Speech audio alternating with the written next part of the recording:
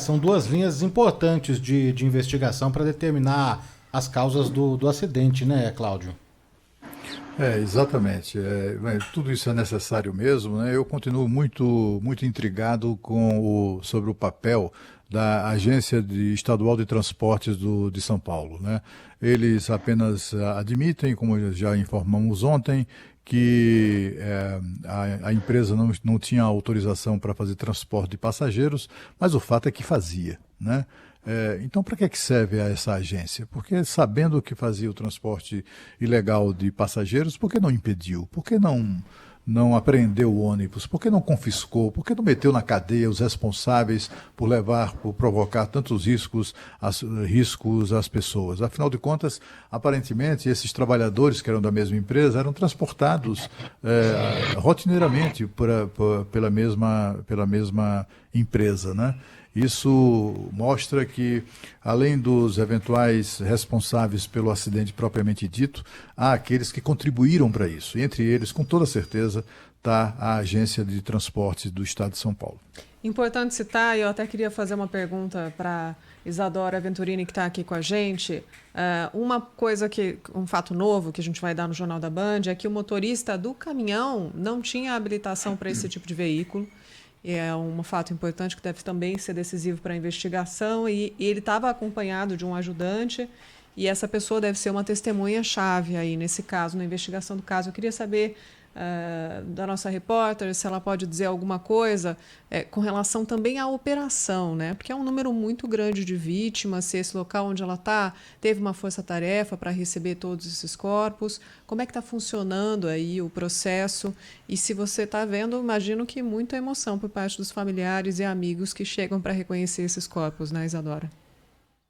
Com certeza. Quando a gente chegou lá, muitas viaturas policiais, tanto da Polícia Rodoviária quanto da Polícia Civil, do Corpo de Bombeiro, todos estavam atendendo ali todas as vítimas, né, que estavam mortas no local, porque eram 37 passageiros que estavam presos que estavam presos nas ferragens dos ônibus, outros que estavam na rodovia. Então, teve toda uma operação que acabou por volta das 3, 4 horas da tarde. O Corpo de Bombeiros, inclusive, teve que lavar o local do acidente lá no quilômetro 172, que é bem uma curva, numa curva lá da rodovia Alfredo de Oliveira Carvalho. Então, essa operação encerrou por volta das 4 horas. E em relação às famílias, sim, é muita dor. Dos parentes dessas vítimas, inclusive passou mal ontem lá no ginásio, chegou a desmaiar. Rapidamente ela foi atendida pela polícia militar, o pessoal deu água para ela, deu comida, né? Tinha toda uma estrutura lá de café, chá, bolachas. Os voluntários também que se voluntariaram, né? Profissionais da prefeitura que se voluntariaram para trabalhar nessas operações aí de organizar os ginásios, colocarem onde ia ser colocado os caixões, as cadeiras. Então, assim, foi toda uma mega operação que começou desde as 8 horas da manhã.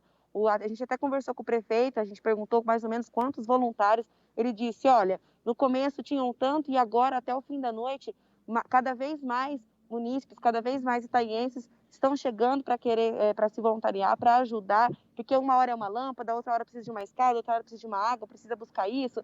Então, todo mundo ali se uniu. Era um momento de muita dor, sim, com certeza. A gente sentiu isso, mas também era um momento de muita união, muita força, muita solidariedade. Então, isso que acho que deu até mais amparo para essas famílias conseguir suportar a dor de perder, né, os seus entes queridos de forma tão trágica.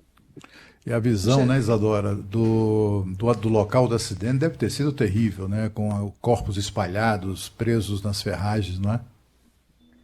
Sim, foi uma cena muito chocante. Eu, com o meu pouco tempo aqui de trabalho como repórter, né, só trabalho há 7 anos na televisão, e essa para mim foi a cena mais chocante da minha pequena e curta carreira, né, que se Deus quiser vai ser maior, mas essa é uma visão muito triste e me chocou muito. O cheiro também do local não era um dos melhores. O Corpo de Bombeiros até tentou colocar a gente mais para trás, para não chegar muito perto, para não ver essas cenas aí, mas não tinha como. A gente conseguiu ver os corpos também sendo removidos do local, sendo colocados dentro, né, dos carros, das funerárias. Então, a gente viu toda essa cena, toda essa movimentação. Não foi fácil ver, então não é uma cena que a gente espera que outras pessoas vejam, né? Porque é uma cena muito triste. Tá. Mas, Isadora, você se ouve muito bem, viu, profissionalmente. Foram belas matérias, você está trabalhando muito bem. Você tem nome de estrela, né? O seu nome é o mesmo de Isadora Duncan, que é uma estrela da dança lá no final do século XIX, que fez tanto sucesso, e você fará também como colega nossa, com toda certeza. Parabéns pelo seu trabalho. Obrigada, Isadora. Muito obrigada, gente. Muito obrigada. Antes da gente mudar de assunto, só citar que esse ônibus que pertence à Star Turismo, a gente citou já, não tem autorização, não tinha autorização para o transporte de passageiros. A Rede Star já tinha sido, inclusive, multada em outros momentos, pelo mesmo motivo, o transporte irregular de passageiros, na época, em março, estudantes e... a funcionária da rodoviária contou para a gente, uma matéria que vai ser exibida no Jornal da Band, que depois de 2 dias das irregularidades sendo notificadas, multadas, eles foram multados por falta de manutenção do veículo. Olha lá, que beleza. E aí a cena que a gente, infelizmente, já mostrou várias vezes e assistiu, ao que tudo indica, Cláudio Humberto, a investigação vai apontar os detalhes, mas uma peça do caminhão parece ter atravessado o ônibus. Por isso, tantas mortes de maneira tão violenta e tão rápida. Ao se chocarem, uma peça do caminhão, quase que como uma navalha, cortou parte da estrutura do ônibus. Isso seria uma explicação para um resultado tão trágico. É, uma parte da carroceria. Foi isso, Isadora? A Isadora já não está mais conosco aqui, viu? Ah, não, estou ouvindo ali, ó. Isadora está aqui conosco? Tá na escuta? Tá. Bom. Isso, eu estou ouvindo. Opa. E é isso mesmo, Áudio e uma parte da carroceria do caminhão realmente foi como se fosse uma navalha e acabou atravessando o ônibus, o que acabou gerando mais vítimas. O acidente por si só, a colisão por si só, já era para se esperar um alto número de vítimas. Mas por conta dessa peça, desse caminhão, fez com que mais vítimas, mais mortes acontecessem, infelizmente. Infelizmente, uma grande tragédia. Agora você vê como as comunidades, quanto menores, né, maiores são os problemas, né, sob certo aspecto, né, certos aspectos. Ontem eu vi numa matéria daqui da rádio do Grupo Bandeirantes de comunicação, uma matéria de rádio mostrou um senhor lá falando sobre uma jovem, que eu acho que sobrinha dele, ou filha, uma jovem de 23 anos que trabalhava nessa fábrica têxtil, nessa indústria têxtil, há 12 anos.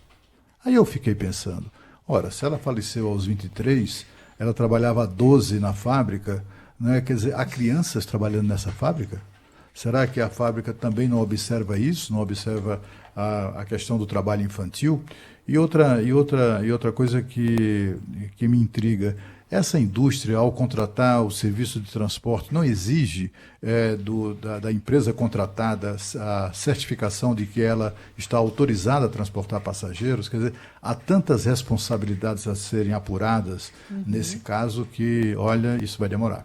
Queria agradecer aqui a repórter Isadora Venturini, que está conosco ao vivo aqui em áudio e vídeo no Bastidores do Poder, atualizando, né, esse acidente trágico que vitimou aí 41 pessoas. Isadora volta ao longo da programação. Obrigado, viu, Isadora? Imagina, eu que agradeço. Bom trabalho a todos.